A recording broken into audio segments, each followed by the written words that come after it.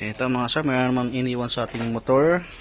At syempre kailangan ko siyang i-video kasi wala yung may-ari para makita niya na yung mga ilalagay natin piece ay lahat original para maging transparent tayo dun sa may-ari. Kasi ang problema kasi nito mga sir, sigunyal at nagbabawas ng langis. Kaya mabibrate daw kapag tumakbo ng 40. Kaya kapag ganyan tunugan, kala nyo wala siyang problema, standard. Pero kapag once na nagload na o di kaya may backride ka, at kapag umarangkada ka na, doon mo na mararamdaman. Tapos mararamdaman mo parang may nag-uumpugang bakal, mararamdaman mo sa footboard mo mismo. Alugin mo yung sigunyal niya kasi hindi pa naman ito sobrang lala. Maaring bearing, maaring sigunyal na talaga. Sige. Narinig niyo yung paghatak ng sigunyal. Yan. Kaya tayo mag-overhaul kasi malakas na rin kasing kumain ng langis. Kilometer. Yan, 100 na. Sulit na rin mga sir. Sige. Pag-iwalay na natin. Kailangan kong i-video mga sir kasi iniwan. At gusto nung may-ari makita rin yung pisang ilalagay, lahat ay original. Kasi nagbibigay tayo ng warranty dyan mga sir. At siyempre karapatan ng may-ari na makita niya yung parts na ilalagay natin na lahat original. Kaya pag-ihiwalay ng mga natin to. Ang papalitan natin dyan, sigunyal assembly, sigunyal bearing, black set. Mamaya papakita ko sa inyo yung pisa natin na ilalagay pagka napaghiwalay. Basta pagka magpapahiwalay kayo ng ganitong motor, segregate nyo lang. At kapag binuksan nyo na yung makina, i-video nyo para in case na may nakalimutan kayo, ibabalikan nyo lang yung video nyo. Yun, doon nyo na siya mapiperfect yan. Diba po? Ba? Sige, pag-iwalay muna natin ito mga sir para di umaba yung video natin. Ito na, pagklas na natin yung kanyang makina to chassis. At yun naman yung wawalwalin natin.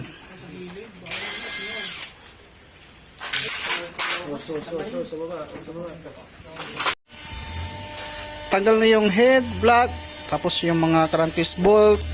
Ayan, pwede natin yung pag-iwalay niyan. Kapag once na naiwan yung sigunyal at kinailangan pa natin siyang pukpukin dito sa may side dito, ibig sabihin masikip pa yan, maaaring bearing na kaya kumakalog. Ngayon kung sumama yan or nahugot mo ng ginanon mo, talampag na yan, sigunyal na. Yan, sa mga magtatanong kung may remedyo ba yan, oo mayroon, kaso 6 months lang tinatagal. Swerte mo pag inabot pa ng 6 months. Kita nyo na hinagod lang. Kaso yung naghagod, malaking katawan. Ayan. Ito ang may problema mga sir. Kaya obligado, kailangan natin siyang ibilihan. Kasi kung gagawin natin ang remedyo yan, baka 1 buwan, 2 buwan, overhaul na naman. Ang pinakamasaklap doon, pati yung bagong block na ilalagay mo dyan, dadamahin niya. Gusto mong tumagal uli, pinaka-importante, bago na lang yung bilhin mo. At tatagal na naman. At magiging aware ka na doon sa mga langis na ilalagay mo para matagalan kang mapa-overhaul ng makina. Pagtanggal yung bearing dyan, papabili na tayo ng pisa. Kasi nalaman naman na natin yung problema. Sigunyal saka black set. Doon naman sa head, sa starting pa lang ng makina o yung sa umandar kayo ng makina, hindi ko naman siya narinigan ng yung sa valve guide. Kaya hindi natin yan papakilaman. Valve seal lang, tapos siniregrinding compound natin yan. Lahat ng mga gasket, lahat bago. Yan. Okay. Linisan mo natin ito, tapos mamaya, bakit ko sa inyo yung pisang ilalagay natin. Lahat po yon mga original. Ito mga sir, tapos na tayo maghugas. Andito na rin yung mga kailangan natin pisa, tulad ng black seat, sigunyal assembly with bearing. Lahat po yan mga sir, original. Ayan. Piston pin lock, valve seal, base gasket, cylinder gasket, piston ring block. Ayan yung mga kailangan natin sa black seat. Tapos sigunyal, kapag ka 125 yung ginagawa ninyo or yung motor ninyo, dapat pang 125 din kasi magkaiba sa 150.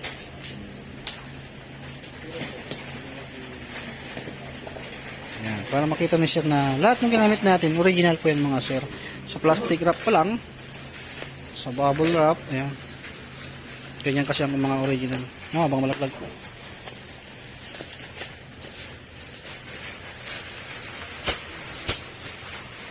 Tapos yung bearing, tapos ilubog mo yung tinuro ko sa'yo para maglubog. Paglayo mo yun. Pinakain mo na? Nagutom ka na? Kakain na, gutom na agad. Mamaya may lason yan, hindi namatay ka. Transformer. Kumain ng pyesa. Ayan. I-testing mo. Ayan o. Ayan. Dapat ganito mga siya. Hindi basta-basta na ipapasok yan. Kung hindi mo siya ipipress or pupakpukin. Ayan. Dapat pangalan, labas nyo. Ayan. Pero totally, kahit magka-breaktaran yan, walang ano yan, walang problema. Okay. Tapos, painitan natin ng butane sa loob ng 15 minutes, saka natin siya isasalpak lang ganun. Okay, labog natin yung bearing. Basta mayroon kayong ganito. Tapos yung special tools. Special kasi ginawa lang.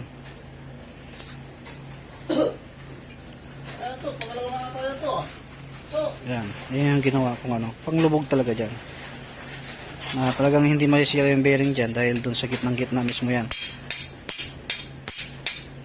Yan. Kahit ipupok mo siya mga sir, hindi masisira yung bearing dyan. Tapos yung siguro niya, hindi madidisalign yan. Yan. Kahit wala kang press machine, okay lang. Ito, makikita mo ito. Yan.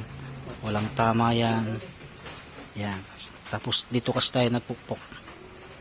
Okay, painitan mo na. Sa loob ng 15 minutes, bibitin natin yan. Ayan, painitan mo natin sa loob ng 15 minutes mga sir. Fast forward natin kasi pa yung video natin dahil may katagalan ng konti yan. Nilabog na natin yung ating bagong sigunyal sa kanyang crankcase at pinapalamig natin para lagyan natin ng sealant. Ginagamit natin sealant dyan yung Vita Gray kasi tested ko na yan. At dowel pin, kabila, mahaba naman yung dowel pin yan mga sir. Pagka pahid kayo ng Vita Gray, i-double check yung mabuti. Kailangan ay hindi siya laktaw-laktaw. Kailangan wag din masyadong marami kasi useless lang din yung sobrang dami. Papasok sa loob. Papangit lang yung itsura. Ayan yung black seat niya mga sira. Yung cylinder head, nilagyan na rin yung bagong valve seal. Black seat yan sa mga gasket yung pinakita ko sa inyo kanina. Valve seal yan na ilagay na rin. Valve guide goods, walang problema. Rocker arm goods, walang problema. Okay, may irulubog na natin yung or may sasalpak natin yung crankcase. Ang mahirap lang naman talaga dyan mga sir, grinding compound, magliha, i-repacing kasi yung head, tapos siyempre maglinis.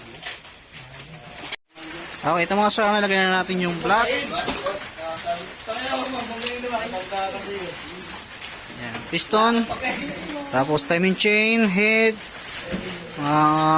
timing chain guide, tapos dowel pin.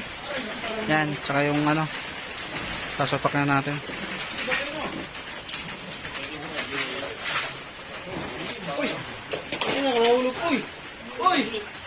Ito mga sir, nakikabit na natin yung cylinder head. Siyempre sa pagka-timing, lagay nyo yung magneto. Itapat nyo dito, tapos dito, pag ganun. Okay, ito mga sir, tapos na yung makina. Sa kabila naman, meron din tayo isang binaba mga sir. Click 150 naman yan. Ito 125, yan. It's bolt in na. Ayan. Pagkasumahin mo mga sala. Basta kapag kayo ang nagkalas niyan, alam mo agad kung anong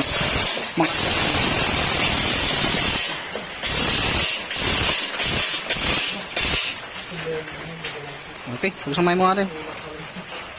Check na rin natin yung wire dito. Okay, ito mga sala, lalagyan natin ng kulan. Dahil nabuo naman na, naikabit-kabit naman na lahat-lahat. May langis na rin yan. At ito, papaandalin na lang.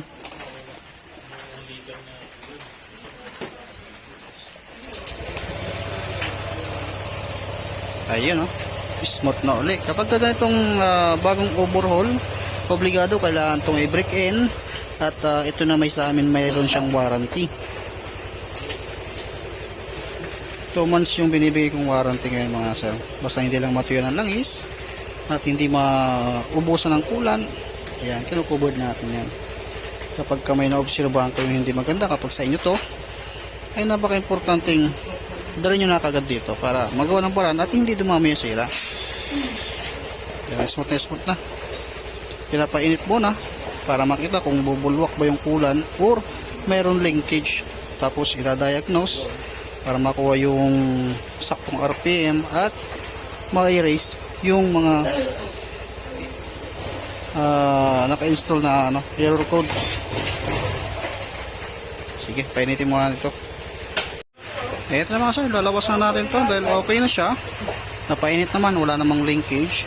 Tapos na-reset na rin natin. Namit na ng diagnose at naibalik na rin yung mga upuan.